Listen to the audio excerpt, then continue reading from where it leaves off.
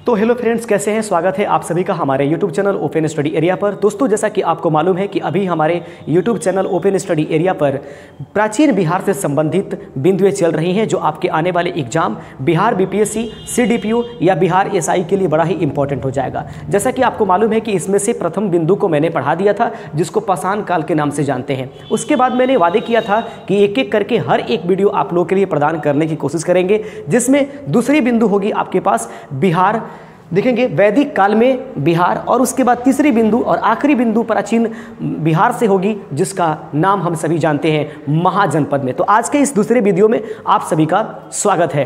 आइए देख लेते हैं। सबसे पहले हम लोग ध्यान से देखने की कोशिश करेंगे कि वैदिक काल में बिहार की स्थिति क्या समझेंगे। दोस्तों, यहाँ से बिहार BPSC में, बिहार SI में या CDPO में 1 से 2 प्रश्न कभी कभी जरूर पूछ लिए जाते हैं। कभी कभी नहीं, हमेशा ऐसा बना हुआ है कि इसमें से प्रश्न एक बड़ा ही इंपॉर्टेंट पॉइंट होता है। तो हम पूरे रूप से वेदों के बारे में अध्ययन तो नहीं करेंगे, बिहार से उसका क्या संबंध है, इसी बिंदु को हम आपको समझाने की एक एक करके प्रयास करेंगे। और प्रयास हम ये करेंगे कि ऐसा करने से आपका कोई भी क्वेश्चंस एग्जाम में छूटे नहीं और हर बिंदु को आप आसानी पूर्वक करेक्ट कर पाएं। तो ध्यान से इस वीडियो को देखिए, कुछ मिनटों के लिए हमारे साथ बने रहिए। और यदि चैनल पर नए होंगे तो अगर हमारी वीडियो पसंद आई होगी तो चैनल को सब्सक्राइब कर दीजिएगा और इसे लाइक करके और दूसरे व्यक्तियों में, अपने दोस्तों में शेयर करने की कोशिश कीजिएगा यदि लाइक हुआ तो। आइए देख लेते हैं। सबसे पहले वैदिक काल में बिहार, छोटी सी जानकारी ले लेंगे दोस्तों कि वैदिक काल कहते किसे हैं। जैसा कि आप जहां तक जानते हैं कि हमारे भारत में और दुनिया की सबसे जो शहरी क्षेत्र थी, जिसको हड़प्पा सभ्यता के नाम से जानते हैं, जब हड़प्पा सभ्यता का विलय हो गया, यानी कि हड़प्पा सभ्यता जब उसका पतन हो गया, तो उसके बाद की जानकारियां हमें जिस ऐतिहासिक स्रोत से मिलती है उसे हम वेद कहते हैं। तो वेद से प्राप्त होने वाली ऐतिहासिक स्रोतों के काल को वैदिक काल के नाम से जाना जाता है, जो कि हड़प्पा सभ्यता के बाद की काल होती है। और दोस्तों, इसमें मुख्य रूप से यह आर्यों द्वारा वर्णित किया गया है। यही कारण है कि वैदिक काल को हम लोग आर्य काल भी कहेंगे या इसे आर्य सभ्यता के नाम से भी जानेंगे। जैसे कि दोस्तों, आप सभी को पता होना चाहिए कि हमारे पास जो कुल मिलाकर के वैदिक काल के स्रोत जो मुख्य रूप से होंगे वो वेदों से प्राप्त होती है, और हमारे पास वेदों की संख्याएं 4 होती है। जैसा आपने हमारे पिछले वीडियो में देखा होगा, अगर नहीं देखे हैं तो फिर वेदों के बारे में एक एक बिंदु हमने अपने वीडियोस में पढ़ाए हैं, उसे जाकर आप हमारे प्ले लिस्ट से देख सकते हैं। अब रहेगी बात कि हमारे पास जो वेद 4 हैं, उसमें से पहले ऋग्वेद, यजुर्वेद और उसका अथर्ववेद और ये सामवेद आते हैं। आप सभी जानते हैं कि ऋग्वेद जो है हमारा सबसे पुराना वेद है, और ये एक बहुत बड़ा स्रोत मानी जाती है। किसी भी ऐतिहासिक स्थिति से अगर देखें और वैदिक स्थिति से देखें तो ऋग्वेद अपने आप में एक बहुत बड़ी सोर्स मानी जाती है। सामवेद को हम सभी जानते हैं कि संगीत की जो ये प्रारंभ होती है वह सामवेद से ही मानी जाती है। अतः हम इसके बारे में कुछ ज़्यादा डिटेलिंग नहीं करेंगे, हम इसमें सिर्फ वही बिंदुएं पढ़ेंगे जो बिहार से रिलेटेड है, जो आने वाले BPSC एग्जाम्स में आपके लिए इंपॉर्टेंट होंगे। तो सबसे पहले हम लोग आपके सामने एक्सप्लेन करने की कोशिश करेंगे एक एक बिंदु को। सबसे पहले आइए देख लेते हैं। दोस्तों, हमारे भारत में सभी लोगों को पता है कि आर्य जो है हमारे जब भारत में आए तो वो उत्तरी भारत में रहने की प्रयास किए, और उत्तरी भारत में जिस प्रदेश में वे अपनी स्थितियों को जमाए उसे हम लोग सप्त सैंधव के नाम से जानते हैं। सबसे पहले अगर बिंदु आएगी कि सप्त सैंधव प्रदेश क्या है, तो आर्य जहां पर आकर के सबसे पहले रहने की कोशिश किए और जिस प्रदेश का उन्होंने निर्माण कराया उसे सप्त सैंधव प्रदेश कहते हैं। दोस्तों, ये सप्त सैंधव प्रदेश जो है ना, इसमें मुख्य रूप से 7 नदियों के बारे में वर्णन किया गया है। ये 7 नदियां जो हैं सिंधु, सरस्वती, सतलज, ब्यास, रावी, झेलम, चेनाब, ठीक है। इसका वर्णन हमारे वेद में कहाँ किया गया है? तो दोस्तों, मैं बता दूं कि ऋग्वेद में हमारे इस सप्त सैंधव प्रदेश के बारे में डिटेलिंग की गई है। तो आने वाले समय में आपसे ये पूछा जा सकता है कि बताइए कि सप्त सैंधव का जो है आपका व्याख्या या सप्त सैंधव के बारे में किस वेद से हमें प्राप्ति होती है? तो याद रखिएगा, सप्त सैंधव का मतलब होता है 7 नदियों का वर्णन, जहाँ पर आर्य लोग आकर के बसना शुरू किए, जहाँ पर बसे हुए थे, जिन क्षेत्रों में फैले हुए थे उनको सप्त सैंधव के नाम से जानते हैं और इसका वर्णन हमारे वैदिक काल के इतिहास में ऋग्वेद में किया गया है। इस प्रकार से ये बिंदु आपके पास क्लियर हो जाती है कि सप्त सैंधव प्रदेश में कितने नदियों का वर्णन किया गया है, 7 नदियों का वर्णन किया गया है और ये कहाँ किया गया है इसके बारे में मैंने आपको बताया था कि ये जो है ऋग्वेद में कराया गया है। आगे बढ़ते चलते हैं, इनका कहाँ से संबंध है। बिहार के संदर्भ में प्रथम जानकारी हमें कहाँ से मिलती है। याद रखेंगे, बिहार बीपीएससी की एग्जाम्स दे रहे हैं तो बिहार से संबंधित बिंदुओं को जोड़ने की हमेशा प्रयास करेंगे। तो बिंदु है आपके पास, बिहार के संदर्भ में प्रथम जानकारी जो होती है वो कहाँ से मिलती है। दोस्तों याद रखिएगा, शतपथ ब्राह्मण से हमारे बिहार के संदर्भ में प्रथम जानकारी मिलती है। बिहार के संदर्भ में वैदिक काल की इतिहास अगर देखे जाएं तो उसका जो हमें प्रारंभिक स्रोत है, प्रारंभिक बिंदुएं हैं, वे शतपथ ब्राह्मण से मिलती है। आइए देख लेते हैं ऋग्वेद में बिहार का उल्लेख। तो देखेंगे ऋग्वेद में हमारे बिहार का उल्लेख का क्या किया गया है। तो ये इंपॉर्टेंट पॉइंट हो जाता है क्योंकि कई बार ये क्वेश्चन पूछा गया है बीपीएससी में कि बताइए बिहार का नाम ऋग्वेद में क्या मिलता है। तो उसके संबंधित बिंदुओं को हमने लिखा है आपके सामने। ऋग्वेद में बिहार का उल्लेख जो है कीकट नाम से किया गया है। याद रखेंगे, बिहार का उल्लेख कीकट नाम से किया गया है और उस क्षेत्र में बसने वाले लोगों को वरात्य कहा गया है। याद रखेंगे, ऋग्वेद में बिहार का नाम क्या मिला है, कीकट मिला है। उस क्षेत्र में बसने वाले लोगों को वरात्य कहा गया है। और दोस्तों अगर बात करें वाराह पुराण, यह पुराण है तो वाराह पुराण में इस कीकट को जो है अपवित्र प्रदेश कहा गया है। याद रखेंगे, ये क्वेश्चन इंपॉर्टेंट हो जाता है कि बताइए किस पुराण में जो है वह बिहार को यानी कीकट को जो है अपवित्र प्रदेश कहा गया है, यानी कि यहाँ पर पवित्रता नहीं है, वहाँ पर अच्छे चीज़ें नहीं हैं, गंदगियाँ हैं। इस तरीके की बातें किसमें लिखी गई है, वाराह पुराण में इस कीकट को, जिसको ऋग्वेद कीकट और वहाँ पर रहने वाले लोगों को वरात्य कहता है, उसको वाराह पुराण जो है अपवित्र प्रदेश के रूप में उल्लेखित करता है।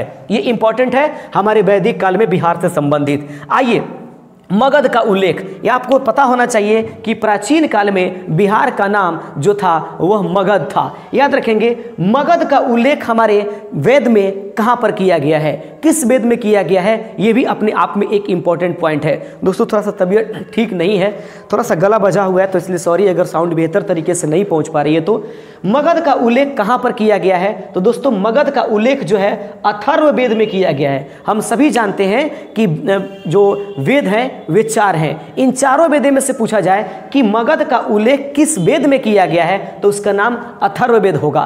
और सबसे पहले बिहार के बारे में प्रथम जानकारी शतपथ ब्राह्मण से मिलती है। ऋग्वेद में बिहार को कीकट कहा गया है, अथर्ववेद में मगध का उल्लेख किया जाता है।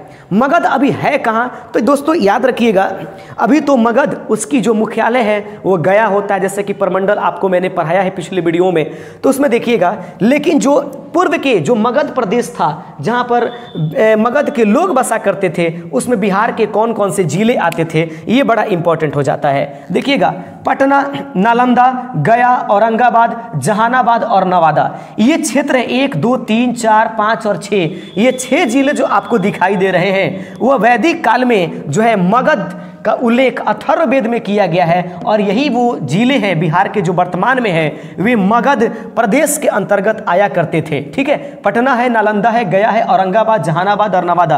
तो इसमें से कुछ पूछ सकता है, कोई ऑप्शन इनसे अलग हट करके दे देगा और पूछ देगा कि बताइए निम्नलिखित में से कौन जो है प्राचीन में या अपने वैदिक काल में मगध का अंग नहीं था या मगध में शामिल नहीं था। तो आपको ये 6 जिलों को ध्यान में रखना है। इसमें से कोई अलग आ जाए तो याद रखिएगा वे हमारे मगध प्रदेश में वैदिक कालों में उपस्थित नहीं था। वर्तमान की मगध नहीं, वर्तमान की मगध में तो इसमें देख लेंगे कुछ बदलाव है, उसमें पटना नहीं है, पटना क्योंकि ऑलरेडी एक प्रमंडल है।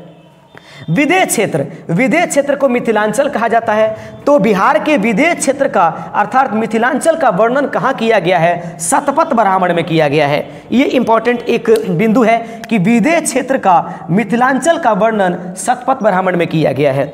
अगर मगध एवं करुणा शब्द कहा जाए तो दोस्तों याद रखिएगा, यह मगध और करुणा शब्द जो है ना, ये अपने आप में बड़ा ही इंपॉर्टेंट है। तो मगध मलद और क्या, करुणा।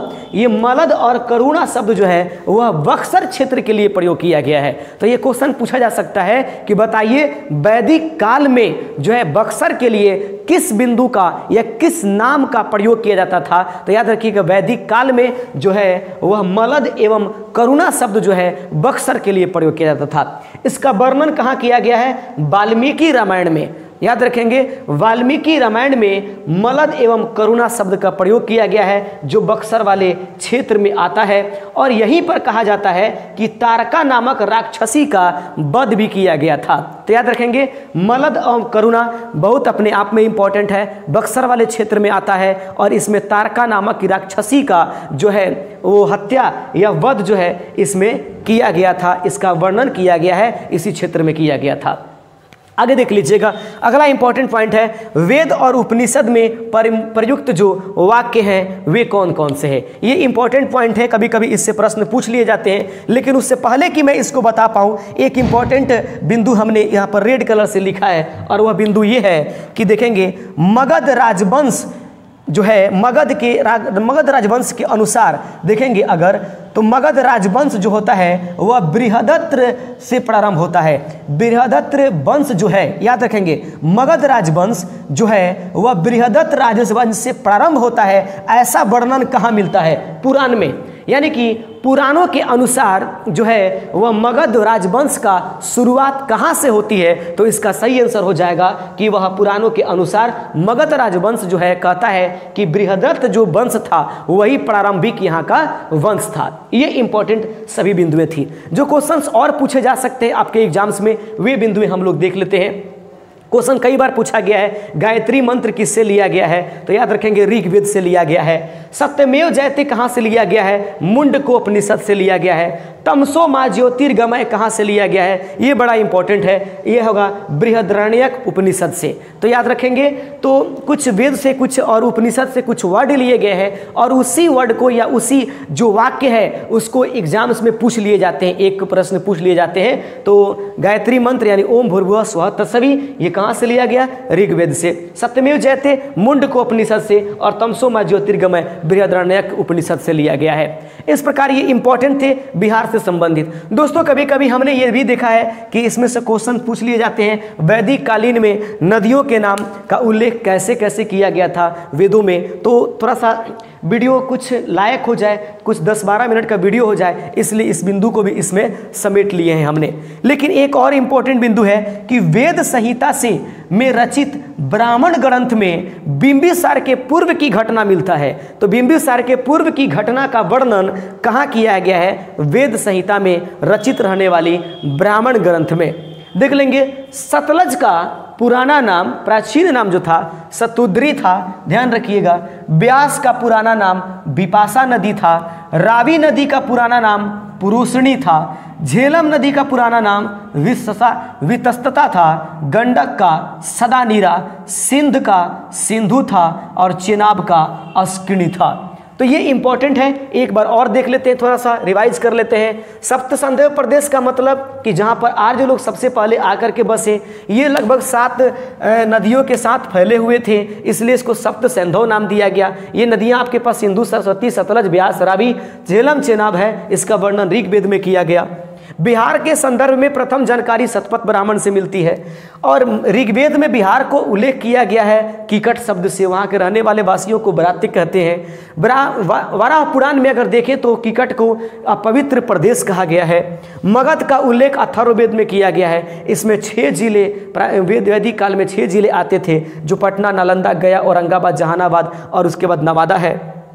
विदेश क्षेत्र यानी मिथिलांचल क्षेत्र का वर्णन जो है शतपथ ब्राह्मण में किया गया है। मलद एवं करुणा शब्द जो है यह वाल्मीकि रामायण में किया गया है। बक्सर के लिए इसका प्रयोग किया गया है और इसी में यही स्थान है वो मलद और करुणा अर्थात बक्सर, जहाँ पर तारका नामक राक्षसी का वध किया गया था। अपने आप में इंपॉर्टेंट। मगध राजवंश जो है इसकी शुरुआत जो होती है बृहदत्त वंश से प्रारंभ होती है। इसका वर्णन पुराण में किया गया है। उसके बाद जो है कुछ उपनिषद और वेद से संबंधित कुछ वाक्य हैं, जैसे कि ओम भूर्भुवः स्वः कहाँ लिखा गया है, ऋग्वेद से लिया गया है। उसके बाद सप्तमेव जयते कहाँ से लिया गया है, मुंडको उपनिषद से लिया गया है। तमसो मा ज्योतिर्गमय बृहदारण्यक की जो उपनिषद है वहाँ से लिया गया है। और बाकी ये बिंदुएं जो प्रारंभिक जो है ये नदियाँ हैं और उनके प्राचीन नाम है। तो दोस्तों आज के वीडियो में बस इतना ही सा। और यदि अगर हमारे चैनल पर आप नए होंगे तो प्लीज़ चैनल को सब्सक्राइब कर लीजिएगा। और अगले वीडियो में हम आपको पढ़ाएंगे बिहार के महाजनपद को। तो मिलेंगे अगले वीडियो के साथ। आज के लिए बस इतना ही सा। जय हिंद, जय भारत, आपका दिन शुभ हो।